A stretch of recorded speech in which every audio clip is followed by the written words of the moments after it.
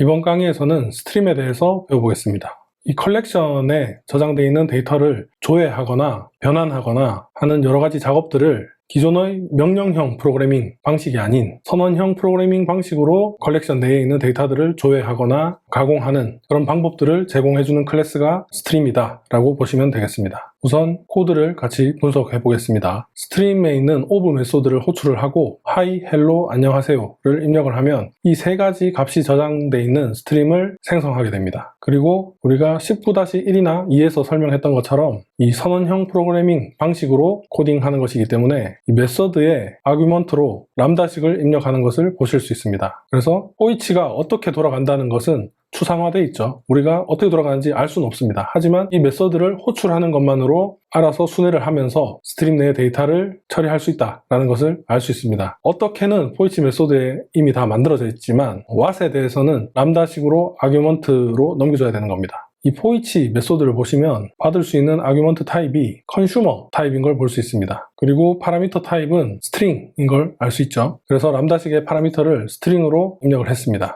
근데 이때 foeach의 스트링은 항상 스트링이 아니라 해당 스트림의 제네릭스가 스트링이기 때문에 foeach 메소드의 이 제네릭스 타입이 스트링으로 바뀌었다고 보시면 되겠습니다. 이 foeach 메소드는 스트림에 저장되어 있는 데이터를 하나씩 받아와서 내가 원하는 작업을 여기에 입력을 하시면 됩니다. 지금 이 람다식은 넘어온 문자열을 스트림에 저장되어 있는 요소들을 system.out.print 메소드를 이용해서 하나씩 출력하는 코드입니다. 한번 실행해 보겠습니다. 스트림에 저장되어 있는 요소들이 콤마를 이용해서 한 줄로 출력이 되는 것을 보실 수 있죠. 그래서 스트림에 있는 람다식은 스트림에 저장되어 있는 그 요소들의 수만큼 이 해당 람다식이 반복된다 라고 생각하시면 편할 것 같습니다. 스트림에는 지금 3개의 데이터가 저장이 되어 있죠. 그러면 이 람다식이 내부적으로 3번 반복되게 되는 겁니다. 그래서 첫 번째 실행될 때는 이 str에 hi가 넘어오게 되고 이 hi가 출력이 되고 콤마가 출력이 되겠죠. 두 번째 돌 때는 hello가 넘어오게 되고 세 번째는 안녕하세요가 넘어오게 되는 겁니다. 그래서 우리는 아규먼트를 하나만 입력했지만 사실은 이 스트림 내에 있는 요소 수만큼 반복된다 라고 보시면 됩니다. 또 스트림에는 generate라는 메소드가 있습니다. generate 메소드에는 파라미터는 없고 int 타입으로 리턴하는 람다식을 작성해 주시면 됩니다. 이때 꼭 int여야 하냐라고 하면 이 스트림이 인테저 제네릭스를 갖고 있기 때문에 int여야 되는 거고, 만약에 뭐 student 타입이라든지 book 타입이라면 여기서 리턴되는 타입도 해당 타입으로 바뀌게 됩니다. 이 넘어와야 될 람다식의 타입이 궁금하시면 이 메소드 위에 마우스 커서를 올려보면 이렇게 펑셔널 인터페이스의 타입이 나옵니다. 결국 이 generate 메소드는 1에서 45 사이의 랜덤한 값을 계속 생성하는 코드입니다. 스트림은 기본적으로 제한을 두지 않으면 계속 반복이 됩니다. 무한 루프 돌듯이 내부적으로 계속 반복이 되기 때문에 이렇게 뒤에 limit라는 메소드를 적용시켜주지 않으면 무한 루프로 계속 반복되게 되는 것을 확인하실 수 있을 겁니다. 그리고 이 generate 메소드는 리턴 타입이 스트림입니다. 이 generate를 호출할 때 사용했던 그 스트림 인스턴스를 다시 반환을 해주기 때문에 해당 스트림의 다른 메소드를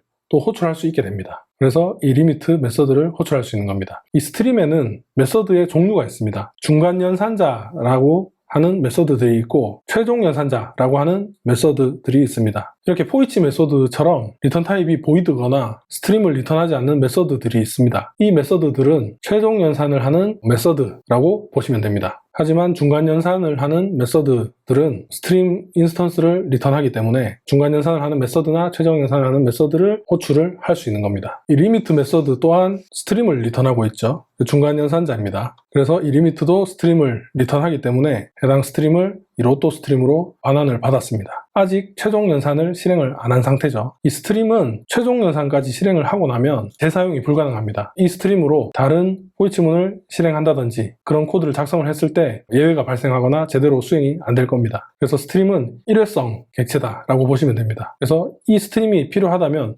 최종 연산까지 사용한 스트림은 다시 이 코드를 이용해서 재생성을 한 다음에 아래에서 사용할 수 있습니다. 그래서 최종 연산까지 사용한 스트림은 더 이상 사용할 수 없다. 그래서 다시 또 재생성한 다음에 사용해야 된다라고 기억하시면 됩니다. 이 로또 스트림 같은 경우는 아직 최종 연산을 사용하지 않았죠. 그래서 연산을 더 할 수 있습니다. 최종 연산이나 중간 연산을 또 호출할 수 있겠죠. 근데 지금 로또 스트림은 foeach라는 최종 연산을 호출했습니다. 지금 메소드 참조를 사용을 했죠. 한번 람다식으로 풀어보겠습니다. 이 for each 메소드는 컨슈머 타입이죠. 컨슈머 타입은 파라미터를 하나 받고 리턴을 하지 않는 람다식을 만들어주면 되죠. 그래서 파라미터를 받겠습니다. 로또 스트림은 지금 제네릭스 타입이 인테저니까 알기 쉽게 i라는 변수로 파라미터를 선언하겠습니다.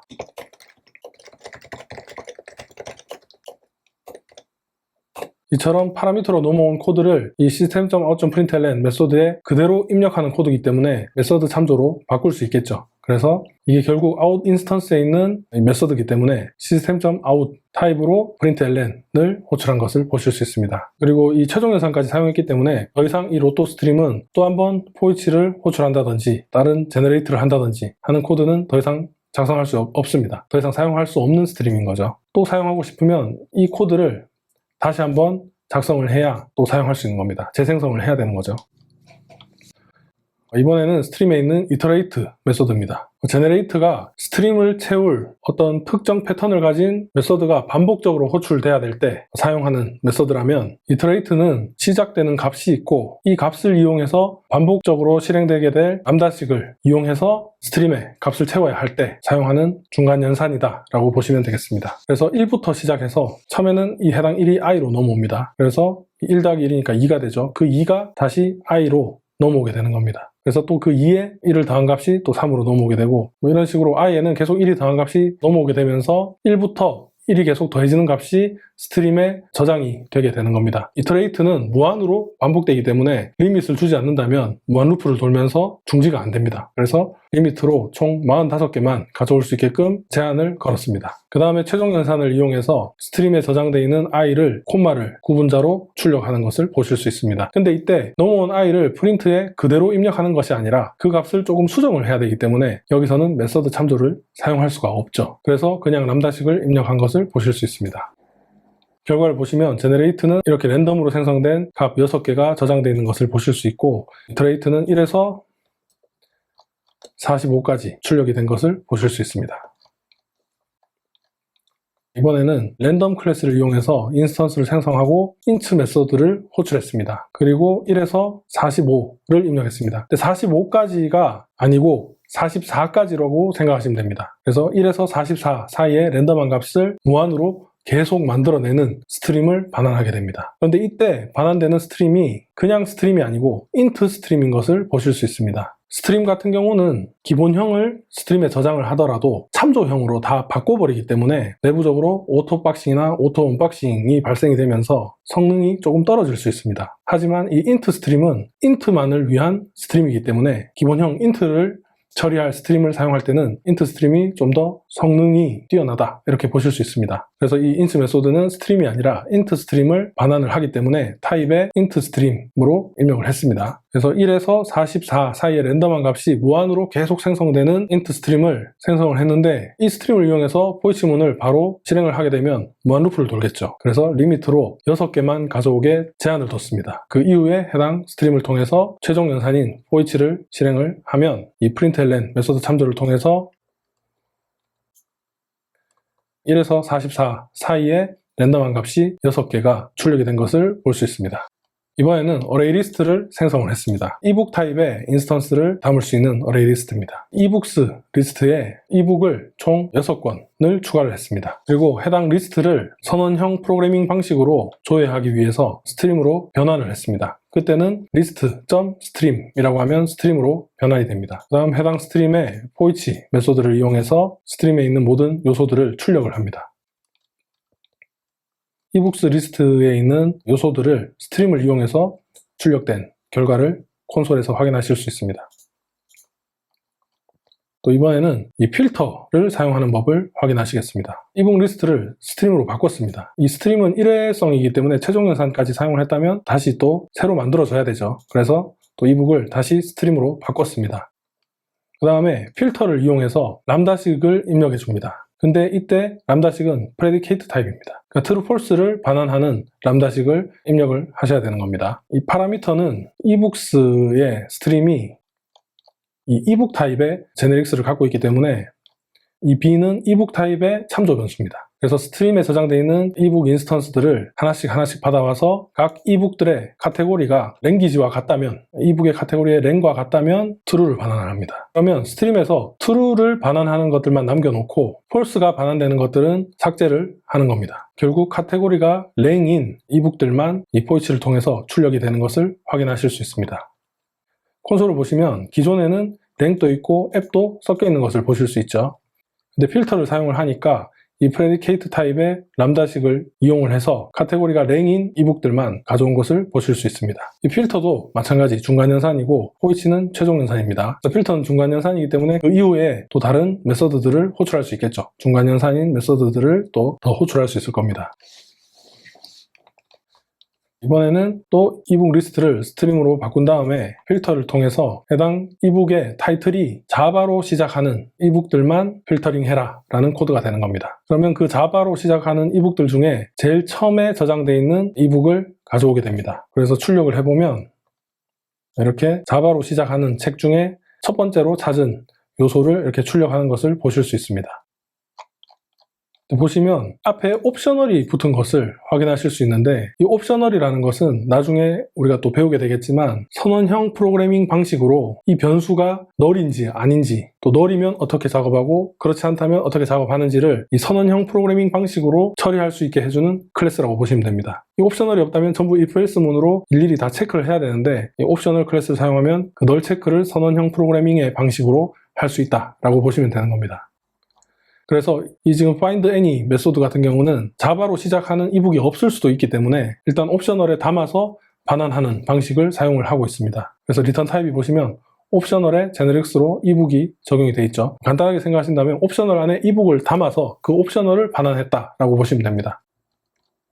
이 find first를 다시 보시면 그냥 find first를 출력을 했을 때는 옵셔널에 담겨있는 상태로 출력이 됐었죠. 하지만 이 해당 옵셔널에 있는 get 메서드를 이용해서 옵셔널 안에 담겨있는 이북을 리턴 받은 다음에 출력을 하면 이 get 메서드는 그 내부에 있는 이북의 인스턴스를 반환하게 되는 겁니다. 그래서 옵셔널에 감싸져 있지 않은 이북만 출력이 되는 것을 보실 수 있죠. find first와 find any는 거의 흡사합니다. 스트림으로 바꾼 다음에 타이틀이 자바로 시작하는 책들만 가져옵니다. 이때 find any는 무조건 첫 번째 요소를 반환하는 것이 아니라 제일 먼저 찾게 되는 요소를 그냥 바로 반환하게 됩니다. 이게 나중에 배우게 될 패러렐 스트림, 그러니까 병렬 스트림이라는 것이 있습니다. 나중에 병렬 스트림에 대해서 배우게 될 건데, 그때 이 find any를 사용하면 find first에 비해서 좀 더 빠르게 결과를 얻어올 수 있다, 이렇게 보시면 되겠습니다. 하지만 나는 가장 첫 번째 요소를 가지고 와야 된다 라고 한다면 find first를 사용하셔야 되겠죠. any 매치는 또 이북 리스트를 스트림으로 바꾼 다음에 해당 메소드를 호출했을 때 그러니까 책의 제목이 자바로 시작하는 것이 있는지 없는지만을 true, false로 체크해서 반환하는 메소드입니다. 자바로 시작하는 책이 있기 때문에 true가 출력이 되겠죠. true가 출력이 됐습니다. 다시 한번 말씀드리지만 이 람다식이 해당 스트림의 요소 수만큼 반복이 된다라고 생각하시면 됩니다. 모든 책들이 이 자바로 시작하는 게 있는지를 반복적으로 체크하게 되겠죠. 이 스트림을 쓰니까 이 선언형 프로그래밍 방식으로 코딩을 할 수 있어서 굉장히 코드가 좀 간결하고 많이 사용하다 보면 좀 더 직관적이다라고 볼 수 있습니다. 이 all match는 해당 책이 0보다 큰가, 그러니까 스트림에 저장되어 있는 모든 책들이 다 0원보다 금액이 큰지 크다면 true가 되는 거죠. 모든 책들이 0원보단 크기 때문에 true가 나온 것을 확인할 수 있습니다. 이 non match는 모든 책들이 대로 시작하는 책이 없을 경우에 true로 출력을 하게 됩니다. 주석 처리되어 있는 이 코드를 주석을 풀면 false가 나오게 되겠죠. 대로 시작하는 책이 생겼기 때문에 false가 될 겁니다. 마찬가지로 이북을 스트림으로 바꿨습니다. 그리고 카테고리가 랭인 책들만 가져온 다음에 그 중에 2권만 가져왔습니다.